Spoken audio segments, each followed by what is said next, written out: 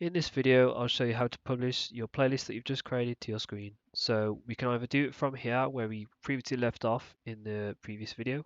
So in this case, we will just press publish here. And then this will bring us to the screen with various different information such as timings and the schedules and stuff like this, which I'll go over in a second.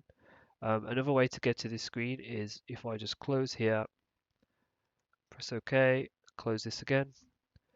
If we start from home, for example, we can go over to here, program, and then publish, and then we press publish here, and that'll bring us back to the screen.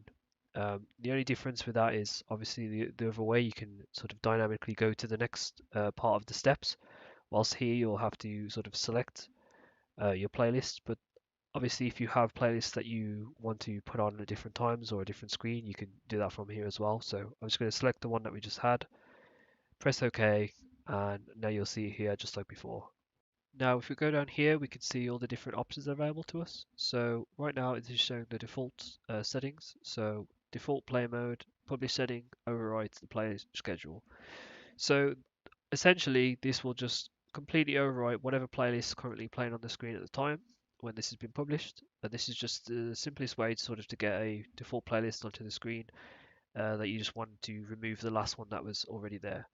So now let's say we want to actually create a scheduled playlist onto the screen as well as this one. If we just click here, we now have a few more options we can play with. So let's say we set the play type to date, and then from here we can actually set the time that this playlist will work from. So in this case, we have a breakfast menu, for example. We could have this go from 9 till 12 p.m. And then as soon as that finishes, it will go back to the default playlist, which let's say we did from earlier through this setting here. And that's basically how that will work. The only other thing to make sure of is in publish setting, instead of override player schedule, this has to be changed to additional.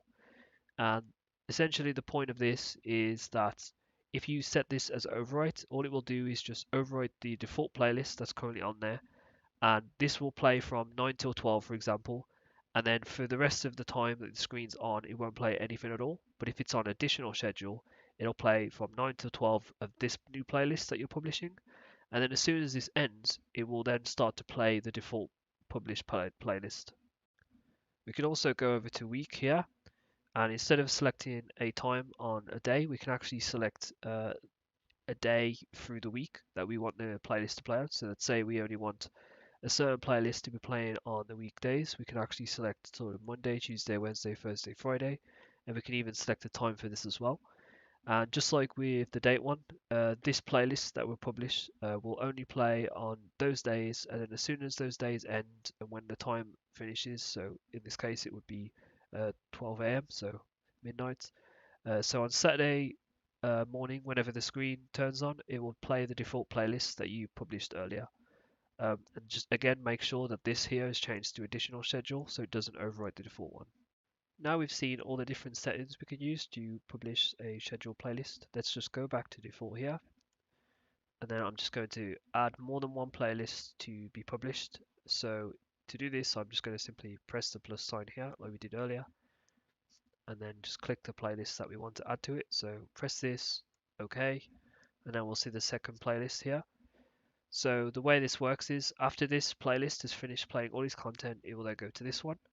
So let's say the video up here in this video zone I created earlier, this is going on for 5 minutes.